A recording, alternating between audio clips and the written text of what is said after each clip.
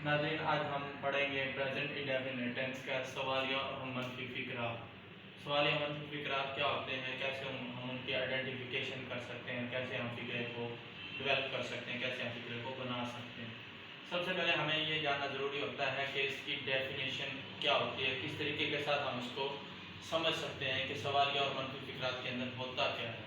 अब सवालिया मनफी फ़िक्रात के अंदर कि ये मेंशन किया गया है कि ऐसे फिक्रात जिनमें सवाल भी पूछा जाए, यानी वन पार्ट क्लियर हो जाता है। यानी सवालिया में सवाल के अंदर यही होता है कि कोई चीज़ पूछी जाती है, यानी ऐसे फिक्रात जिनमें सवाल पूछा जाए। और मनफी फिक्रात में क्या होता है कि काम को सरअंजाम ना दिया जाए। अब टोटल की डेफिनेशन ये होती है कि ऐसे फिक्रात जिसके अंदर कोई सवाल पूछा भी जाए और उसको सर अंजाम ना दिया जाए, यानी उसको परफॉर्म ना किया जाए, उसको ना किया जाए। अब इंग्लिश के अंदर हम कहते हैं कि इसको नेगेटिव इंट्रोगेटिव सेंटेंसेस, यानी मनफी सवालिया फिक्रात।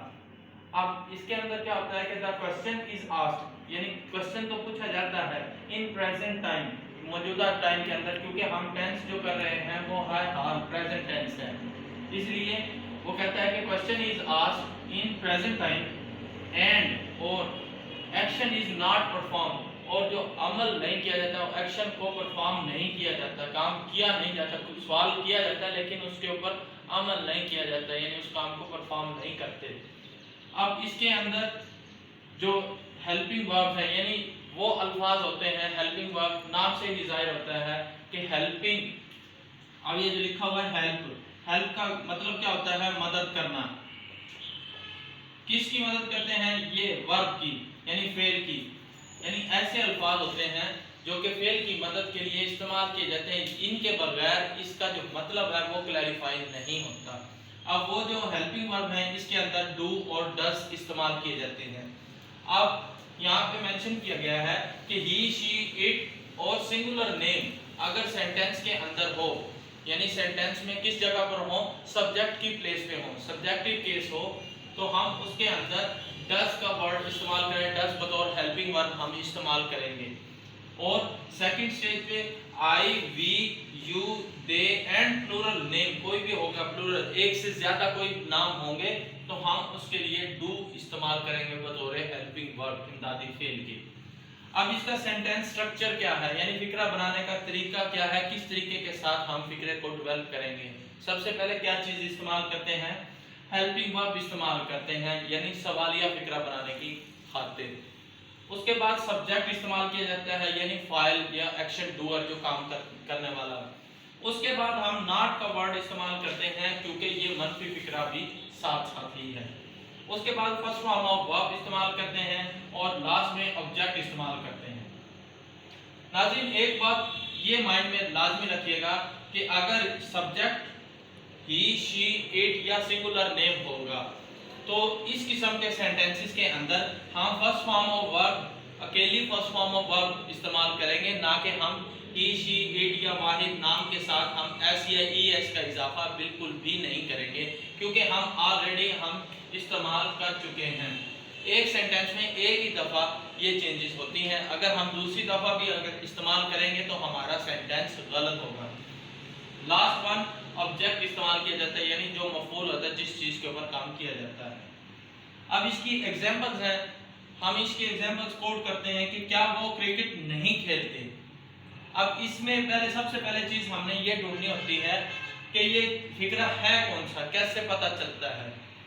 तो हमने सबसे पहले ये जो वर्ड है ये देखा हमने, इससे पता चला कि ये क्या, कोई भी शख्स जो आपसे क्वेश्चन करता है, कोई भी चीज़ जो उसको मालूम नहीं होती, तो वो आपसे इस टोन में इस तरीके के साथ बात करता है कि वो आपको क्वेश्चन जो किया गया है आप उससे कहते हैं कि आप क्या चीज़ करना चाहते हैं या क्या पूछना चाहते हैं। यानी कोई भी पर्सन आ गया आपसे कोई सवाल करता है या कहते हैं कि सर आपके पास ये चीज़ है या नहीं है, तो हम उसको क्या रिप्लाई देते हैं वो हमारा आंसर होगा। लेकिन जो उसने हमसे क्वेश्चन किया, जो उसने हमसे पूछा है वो होता है क्वेश्चन, हमारा जो रिप्लाई होगा वो हमारा आंसर होता है, वो सिंपल सेंटेंस होता है, सादा फिक्रा होगा। लेकिन जो सवाल किया जाता है उसको हम कहते हैं इंट्रोगेटिव सेंटेंस। अब इसके अंदर ये जो वर्ड इस्तेमाल किया गया है क्या, इससे हमें कंफर्म हो जाता है कि ये फिक्रा सवालिया है। अब उसके बाद हमने देखना है कि इसके अंदर और क्या चीज़ है, हमने ये देखना है कि ये नहीं का वर्ड इस्तेमाल किया गया, यानी ये नेगेटिव भी है, यानी ये दोनों चीज़ों का कॉम्बिनेशन है, सवालिया भी है और मनफी भी है। अब सेंटेंस कंप्लीट देख लें कि क्या वो क्रिकेट नहीं खेलते। अब हमने क्या देखना है, अब वो हम इस्तेमाल तो करते हैं वर्ड एक सिंगुलर के लिए भी, यानी ही के लिए, मेल साइड के लिए, एक शख्स के लिए, लड़के के लिए भी इस्तेमाल करते हैं और लड़की के लिए भी इस्तेमाल करते हैं। लेकिन अब हमने ये देखना है कि ये वो ही वाला है या शी वाला है या कोई और चीज़ भी इस्तेमाल हो सकती है, कोई और प्रोनाउन भी इस्तेमाल हो सकता है कि ये इसकी सेंस क्लैरिफाई हो सके। तो हमने ये देखा कि यहाँ पे लिखा हुआ है खेलते, यानी एक से ज़्यादा पर्सन्स हैं, उससे पता चलता है कि यहाँ पे उसके लिए हम इस्तेमाल करेंगे प्रोनाउन जो कि होता है दे, ज़्यादा के लिए इस्तेमाल किया जाता है। अब हमने इसका सेंटेंस बनाते हैं। अब ये बात हमेशा अपने माइंड में रखें कि सब्जेक्ट के हिसाब से ही हेल्पिंग वर्ब को पुट किया जाता है। अगर हम सब्जेक्ट को अच्छे तरीके के साथ समझ लेंगे कि सब्जेक्ट कौन सा है सेंटेंस के अंदर, और उसके हिसाब से हमने हेल्पिंग वर्ब को पुट करना होगा। तो सबसे पहले हमने देखा कि ये सब्जेक्ट जो है वो है वो, यानी ज्यादा के लिए ज्यादा है, ज्यादा शख्स हैं जो कि क्रिकेट खेल रहे हैं, क्रिकेट नहीं खेलते। तो हमने देखा कि ये लफ्ज वो है, तो इंग्लिश में हम उसको कहते हैं ज्यादा के लिए दे का वर्ड इस्तेमाल किया जाता है। तो हमने देखा दे के साथ हेल्पिंग वर्ब कौन सा इस्तेमाल किया जाता है, यहाँ पे दोबारा देख लें, ये दे मेंशन किया हुआ, ये इसके साथ डू हेल्पिंग वर्ब इस्तेमाल किया जाता है। तो हमने क्या किया, सबसे पहले क्या की जो इंग्लिश होती है वो डू सवालिया बनाने की खातिर, उसके बाद सब्जेक्ट इस्तेमाल किया वो था दे। उसके बाद हमने क्या किया, नॉट जो हमारे सेंटेंस स्ट्रक्चर के अंदर हम मेंशन कर चुके हैं, वो नॉट इस्तेमाल किया जाता है, यानी डू दे नॉट। अब उसके बाद फर्स्ट फॉर्म ऑफ वर्ब कौन सा एक्शन करे, यानी वो खेलते हैं। अब खेलना की इंग्लिश क्या होती है, प्ले। क्या चीज खेलते हैं, किस चीज के ऊपर काम हो रहा है, क्रिकेट के ऊपर काम हो रहा है, यानी लास्ट वन इज ऑब्जेक्ट है, और ऑब्जेक्ट क्या चीज है, वो क्रिकेट है। कंप्लीट ये सेंटेंस होगा do they not play cricket, और लास्ट में क्वेश्चन मार्क लगाना ना भूलिएगा। अगर क्वेश्चन मार्क आपने नहीं लगाया तो आपका सेंटेंस जो होगा वो गलत तस्वर किया जाएगा। नेक्स्ट एक और एग्जांपल देख लें, क्या वो सबक याद नहीं करता, यानी अब इससे हमें पता चलता है कि वो एक शख्स के बारे में बात कर रहा है। अब यहाँ पे अगर फॉर एग्जांपल करता की बजाय हम करती लिखते तो वो फीमेल साइड के लिए इस्तेमाल होता है वर्ड करती। अब यहाँ पे करता मेंशन किया गया है तो हमें ये कंफर्म हो गया कि वो मेल साइड के लिए है।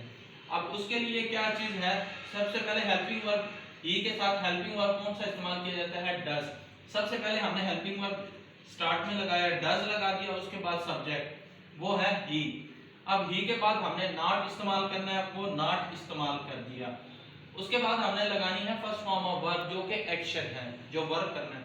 सबक याद करना, याद करना जो है वो एक काम है, वर्क है, उसकी इंग्लिश क्या है, लर्न।